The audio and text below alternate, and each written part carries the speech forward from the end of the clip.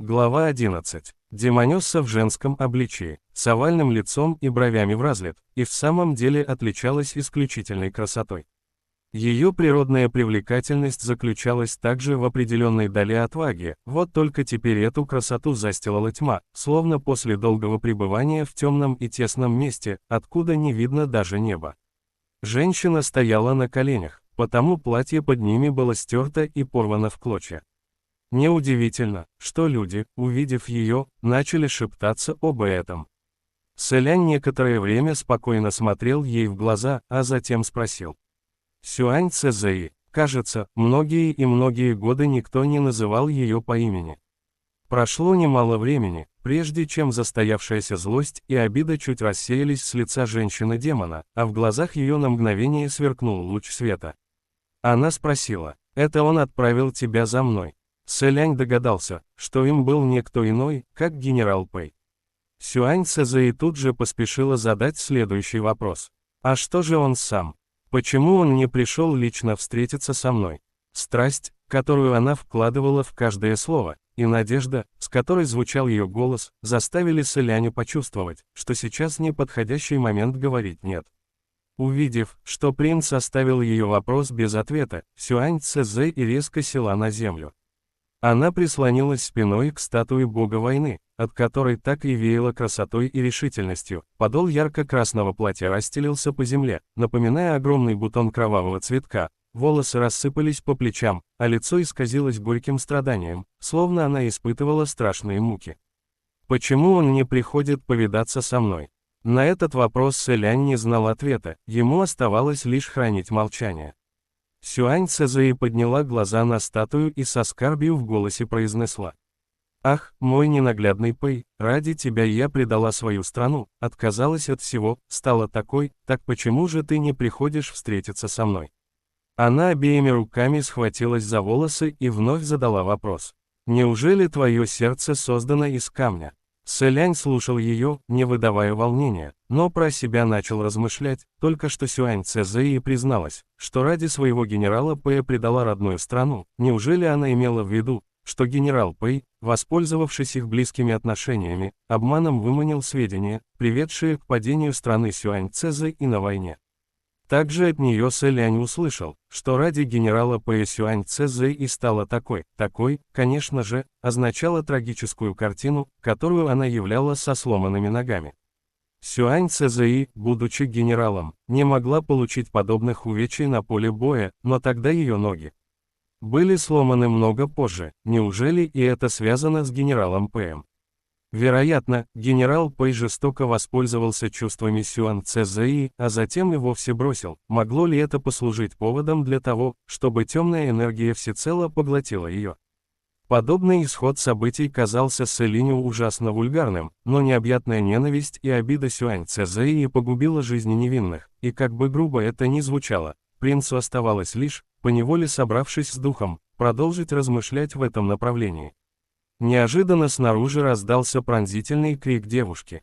«Помогите! Помогите же!» Сэлянь и Сюань Цзэи одновременно повернулись к окну, увидев, что за пределами белого круга ленты жая кто-то тащит прочь юношу в бинтах, а Сиэн крепко вцепилась в ногу похитителя и не желает отпускать.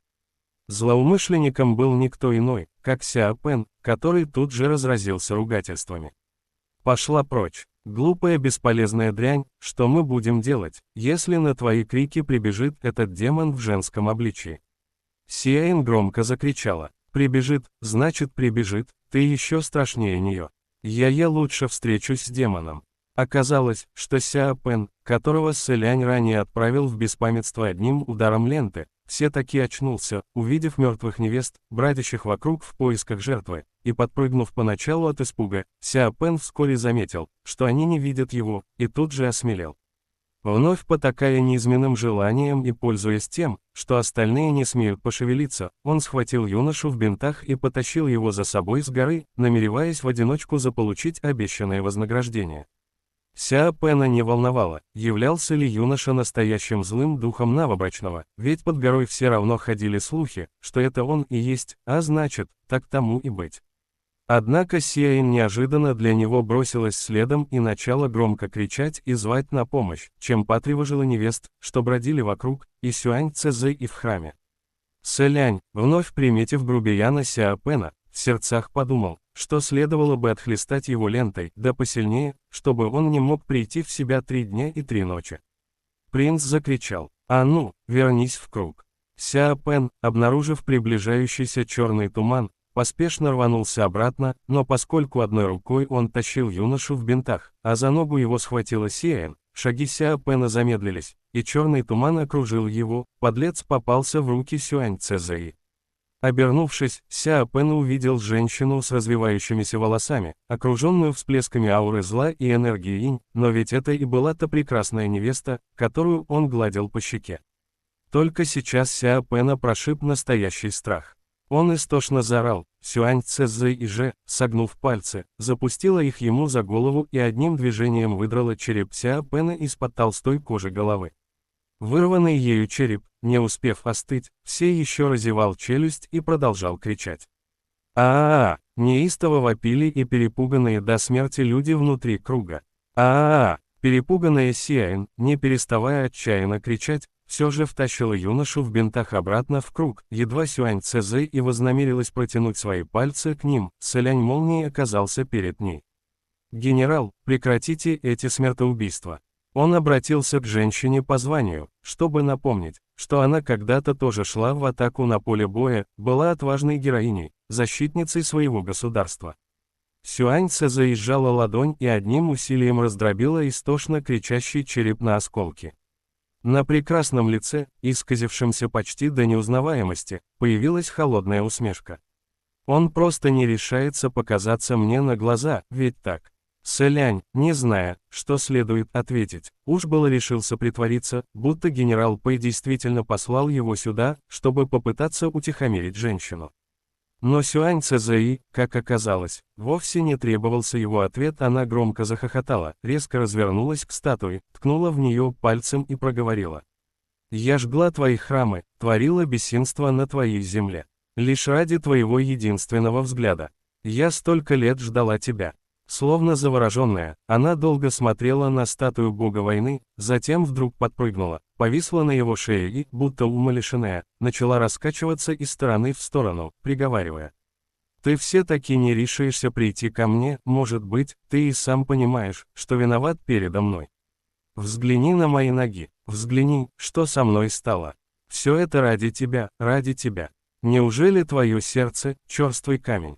Сэлянь, будучи посторонним человеком, вовсе не желал судить, кто из них прав, а кто виноват, но, полагаясь на собственные ощущения, он невольно подумал. Если ты так хотела встретиться с ним, могла бы выбрать более адекватный способ. Изъяви кто-нибудь подобным образом желание повидаться со мной, я бы ни за что не явился навстречу. Сиаин, вернув юношу в бинтах обратно в круг, теперь, наблюдая за происходящим, взволнованным голосом тихонько позвала. Молодой господин, желая уверить девушку, что повода для беспокойства нет, Сэлянь улыбнулся ей в ответ, и тут неожиданно Сюань Цзэи, при виде его улыбки моментально изменившись в лице, резко спрыгнула со статуи и набросилась на принца. «Не желаешь смотреть на меня, выбираешь всех этих улыбчивых девушек. Так я дам тебе вдоволь насмотреться». Она налетела на Сэляня, но слова эти, безусловно, предназначались генералу Пэю. Ранее принц предполагал, что Сюань Цзэи завидует счастливо улыбающимся невестам в паланкинах, поскольку сама не может выйти за любимого человека. В своих беспорядочных рассуждениях Сюань Цзэи выстроила цепочку от генерала, любителя улыбчивых девушек, к невестам, готовящимся выйти за возлюбленного. Неудивительно, что она жгла все храмы Мингуана под горой. Сюань Цзэи попросту не могла смириться с мыслью, что ежедневно храм посещают множество других женщин, и ей приходится делить с ними божественную статую генерала Пэя. Эта дьяволица действительно заслужила категорию свирепой, невзирая на сломанные ноги. Она двигалась с нечеловеческой скоростью, и даже после удара ленты Жая в Сюань Цзэи осталось столько сил, что она повалила Сэляня на землю и намертво вцепилась в его шею, так что вырваться из этих лап не представлялось возможным. Принц как раз собирался призвать Жая, как вдруг раздался громкий вопль. Дева Сиаин, увидев, что он сцепился с женщиной-демоном в схватке, подняла с земли увесистую палку и бросилась в атаку, истошно вопя, словно крики прибавляли ей смелости. Сюань Цзэи даже не пришлось применять силу, она лишь обернулась и бросила на девушку такой злобный взгляд, что та, не успев приблизиться, отлетела прочь на несколько джанов, в полете перевернулась вниз головой и тяжело ударилась о землю. С хриплым криком к ней в тот же миг бросился юноша в бинтах. Сэлянь потрясенно приподнялся с земли и тут же ощутил холод на затылке. Сюань Цзэи протянула к его голове 5 растопыренных пальцев, кажется, собираясь сделать с ним то же самое, что и с Сяо Пэном. Промедление могло стоить ему жизни, потому Сэлянь правой рукой резко схватил ее за запястье и выкрикнул. «Путы!» Послышался шелест, прорезающий воздух, и белая шелковая лента, послушная его приказу, десятками изгибов закружилась вокруг Сюань Цзэи, в конце концов, связав ее за шею и заведенные за спину руки. Переломанные ноги не позволили Сюань Цзэи увернуться от ленты, с глухим стуком она свалилась на землю и начала кататься из стороны в сторону, пытаясь выбраться из крепких пут, но тем самым лишь затягивала их все сильнее и сильнее. Освободившись из лап смертельной опасности, Сэлянь даже не успел выдохнуть, первым делом он вскочил и бросился к Сиаин, лежащей на земле.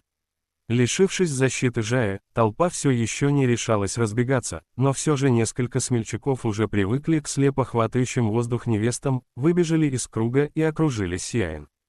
Юноша в бинтах упал на колени рядом с лежащей на животе девушкой, в полнейшей растерянности, беспокойный, словно червяк на раскаленной сковороде. Никто не решался дотрагиваться до нее, все боялись, что при падении Сиаин могла повредить что-то жизненно важное, и тогда одно лишнее движение усугубило бы положение. Сэлянь торопливо осмотрел девушку, уже понимая, что его чрезмерная осторожность ей уже не поможет. От столь сильного удара она наверняка очень скоро испустит дух. Будучи знакомым с Сиаин крайне мало и даже не успев толком с ней пообщаться, все же он успел увидеть ее доброе сердце за неприглядной внешностью, и столь печальный финал неимоверно тяготил принца. Сюань Цзэи, должно быть, еще не скоро сможет выпутаться из ленты Жая, поэтому Сэлянь подумал. Сиаин уже ничто не поможет, но все же я не позволю ей умереть в таком положении. И принц крайне осторожно перевернул девушку на спину. Увидев залитое кровью лицо Сиаин, толпа вокруг зацокала и вздохнула, выражая сожаление. Девушка, в теле которой еще остался глоток жизни, прошептала. «Молодой господин, я вам помешала». Сиаин вовсе не помешала Сэлиню, но при этом и помощи не оказала. Никакой, ведь принц в любом случае собирался призвать Жая, ему вовсе не требовалась чья-либо помощь. Даже если бы девушке удалось ударить Сюань Цзэи, толку бы от удара не было, ведь разве могла Сиаин проткнуть демона насквозь какой-то палкой? Выходит, ее смерть не стоила и ломаного гроша. И все же Сэлянь ответил. Вовсе нет, ты очень сильно мне помогла, видишь, подбежав, ты отвлекла на себя внимание этой дьяволицы, и, стало быть, выиграла для меня немного времени, чтобы противостоять ей. Я должен тебя поблагодарить. Вот только в следующий раз больше так не делай, и если захочешь помочь, лучше предупреди меня заранее, иначе я даже не успею отреагировать, тогда будет только хуже. Сиаин вымученно улыбнулась. Эх, молодой господин, не стоит меня успокаивать, я ведь знаю, что ни капли не помогла, да и следующего раза уже не будет.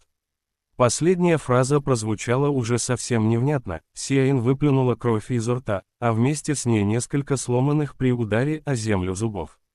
Юношу в бинтах от беспокойства начало трясти, он лишь горестно подвывал, но никто не мог понять, что он пытается сказать. Сиаин обратилась к нему. «Тебе больше нельзя воровать еду у жителей под горой, если кто-то заметит, они просто убьют тебя». Сэлянь заверил ее, если он проголодается, пусть найдет меня, я добуду ему поесть. Глаза Сиаин блеснули, когда она услышала слова принца. «Правда, тогда я буду тебе очень благодарна». Она улыбнулась, затем из ее маленьких глаз вдруг потекли 2 дорожки слез.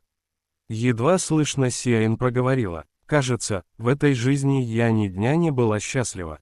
Сэлянь, не зная, что на это сказать, лишь легонько похлопал ее по руке. Сиаин вздохнула и добавила, Эх, ну и ладно, может быть, я просто невезучая от природы.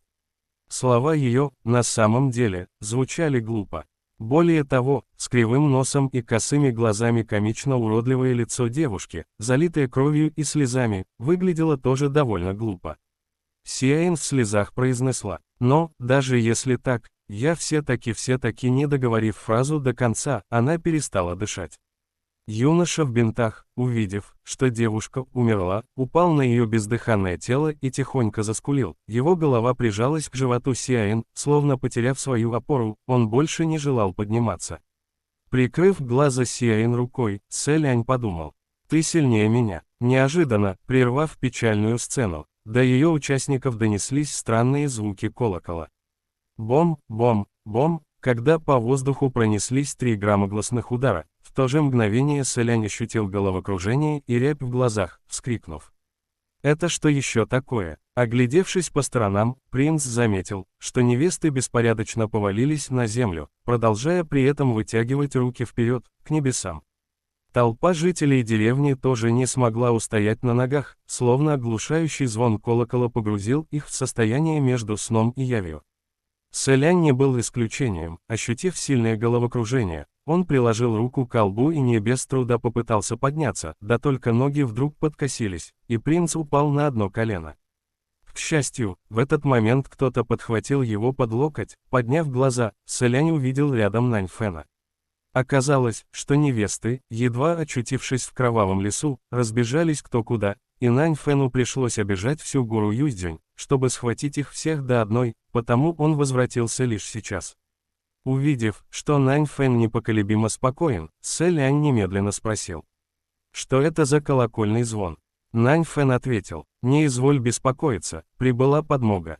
Последовав за его взглядом, Сэлянь наконец заметил, что перед храмом Мингуана в какой-то момент показалась шеренга солдат. Лица каждого из воинов, облаченных в доспех, выражали одухотворенную бодрость и грозное величие, а их тело накрывало мягкое волшебное сияние. Перед шеренгой стоял бравый молодой генерал, судя по всему, далеко не простой смертный. Он подошел к Сэляню с руками, сложенными за спиной, слегка поклонился и поприветствовал его.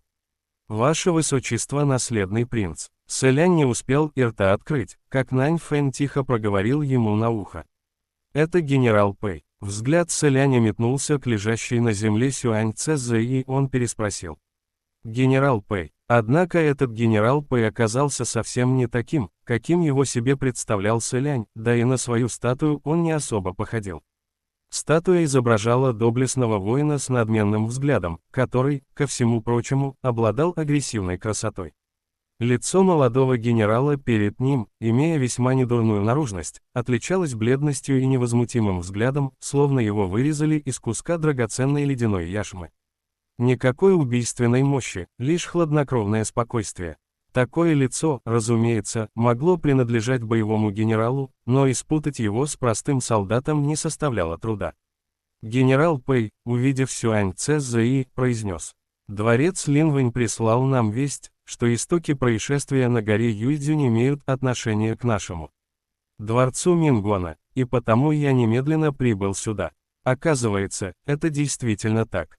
Прошу извинить за доставленное беспокойство, Ваше Высочество». Сэлянь в душе вознес благодарности Линвэнь, как всегда, выполняющий свою работу на высшем уровне, а затем ответил генералу: «И я приношу вам извинения за беспокойство, генерал Пэй». Услышав имя, Сюань Цзэ, все еще связанная лентой Жая, вскинула голову и взволнованно закричала: «Ненаглядный Пэй, мой ненаглядный Пэй! Это ты пришел, ты, наконец, пришел ко мне!»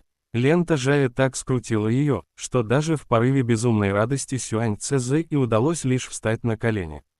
Но при виде молодого генерала, растеряв все краски на лице, она заголосила: «Кто ты такой?» Сэлянь уже успел посвятить Наньфэна в разгадку тайны о злом духе новобрачного, поэтому, услышав вопрос Сюань Цзэ, поинтересовался у него: «Разве это не генерал Пэй? Или она ждала его так долго, что теперь не узнает?» Наньфэн ответил: «Это генерал Пэй, но не тот, которого она дожидалась». Сэлиню его ответ показался еще более странным. Неужели в небесных чертогах есть 2 генерала Пэя? Нань Фэн подтвердил его догадку. Так и есть, их действительно двое. Генерал Пэй, так горячо любимый демоном Сюань Цзэи, являлся главным божеством храма Мингуана, а тот, кто стоял сейчас перед Селянем, был божеством второго уровня, точнее, потомком генерала Пэя. Чтобы разделять обоих генералов при обращении, этого назвали младший генерал Пэй. По правилам в храмах Мингуана поклонялись им обоим, вот только статуя генерала Пэя, как главного божества, устанавливалась лицом к вратам храма, а статуя младшего генерала стояла позади главной статуи, спиной к входу. Поскольку их связывало кровное родство, на вид генералов воспринимали как родных братьев. Два вознесшихся в одном храме, этот случай, если можно так сказать, считался одной из общеизвестных легенд. Сюань Цзэи огляделась, но, так и не найдя среди прибывших солдат того, кого хотела увидеть больше всего на свете, горестно запричитала. «Где же Пэймин, почему он не пришел? Почему он не пришел увидеть меня?» Младший генерал Пэй слегка склонил голову и ответил. «У генерала Пэя неотложные дела». Сюань Цзэи пробормотала. «Неотложные дела». Сквозь закрывшее ее лицо волосы поблескивали слезы, катившиеся по щекам плачущей и причитающей Сюань Цзэи. «Я ждала его сотни лет, какие дела могут быть столь неотложными? А ведь когда-то, чтобы только увидеться со мной, он мог за одну ночь пересечь полстраны, почему же теперь у него появились неотложные дела, настолько неотложные, что он даже не может спуститься и взглянуть на меня? В самом деле, все это ложь». Младший генерал Пэй обратился к ней. «Генерал Сюань Цзэи, вы отправитесь с нами». Двое солдат Мингуана вышли из строя и приблизились к Сюань Цзэи, лента мягко слетела с нее, снова намотавшись на запястье Селяня, и он, словно успокаивая Жая, тихонько похлопал по ней. Сюань Цзэи, на миг застыв в растерянности, позволила двоим солдатам взять себя под руки, затем вдруг начала неистово вырываться и гневно кричать, обращаясь в небеса. «Пэймин, я проклинаю тебя». Ее крик звучал столь пронзительно, что Селянь, вздрогнув, подумал. Она, что, проклинает предка прямо перед лицом потомка? Младший генерал Пэй, ничуть не изменившись в лице, лишь произнес. «Простите за это недоразумение». Сюань Цзэи же продолжала кричать, покуда не охрипла.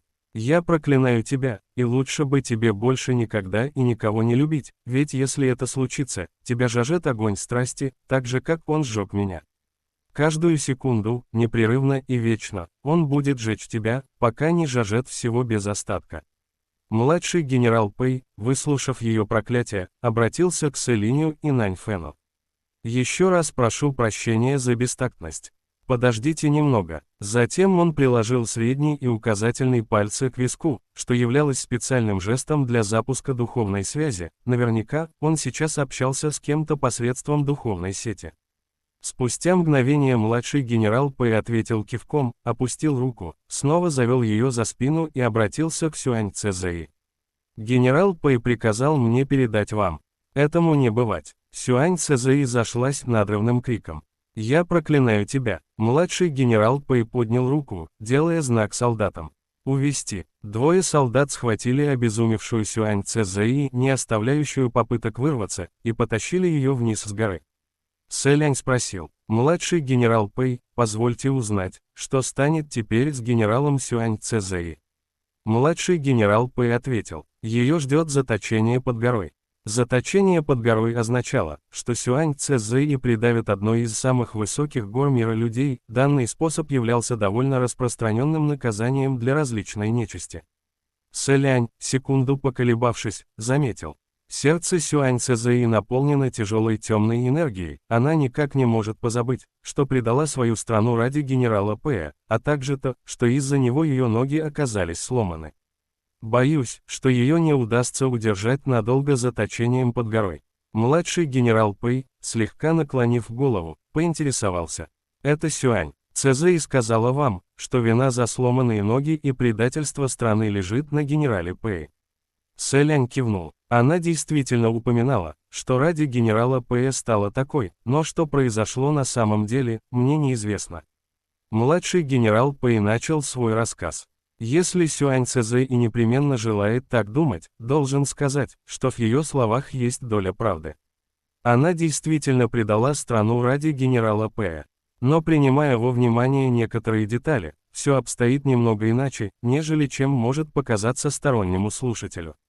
Расставшись с генералом Пэем и пытаясь его удержать, Сюань Цзэи не побоялась добровольно передать ему военные сведения своей страны.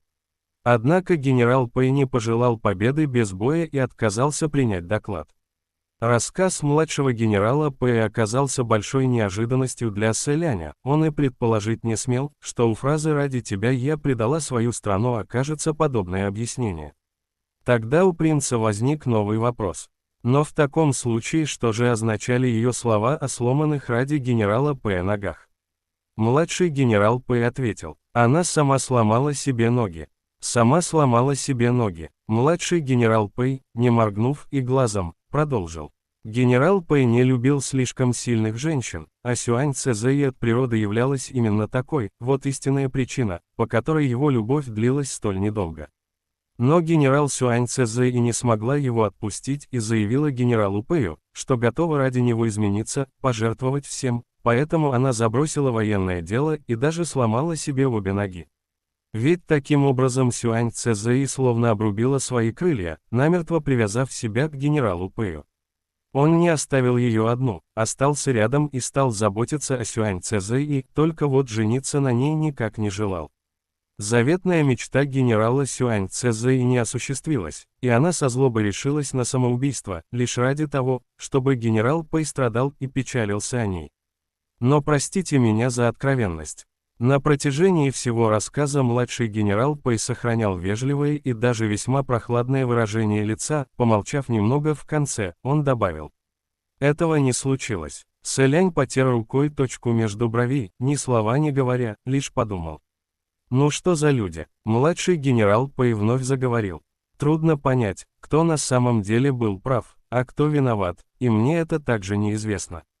Я лишь уверен, что если бы генерал Сюань Цзэи смогла отпустить генерала Пэя, ничего подобного никогда не случилось бы. Ваше Высочество, я вынужден попрощаться с вами.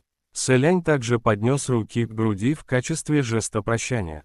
Нань Фэн бросил комментарий вслед младшему генералу Пэю. Вот чудак. Сэлянь же подумал, что он и сам являлся объектом для насмешек во всех трех мирах, еще более знаменитым чудаком, поэтому не пристало ему говорить подобное о других. Так и в истории генерала Пэя и Сюань Цзэи, постороннему человеку не стоило судить, кто из них был прав, а кто совершил ошибку.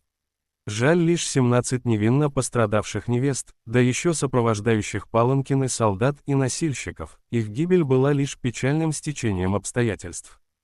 Вспомнив о невестах, Сэлянь немедленно развернулся и увидел на земле 17 трупов, с которыми случились некоторые изменения, различные по своей природе. Одни превратились в груду белых костей, другие начали разлагаться, распространяя вокруг гнилостный запах, отрезвивший попадавших на землю живых людей. Вот только не успели люди прийти в себя, как увиденная картина вновь повергла их в ужас. Воспользовавшись моментом, Сэлянь начал заговаривать им зубы, распространяя идею учения о добре, зле и воздаянии за грехи.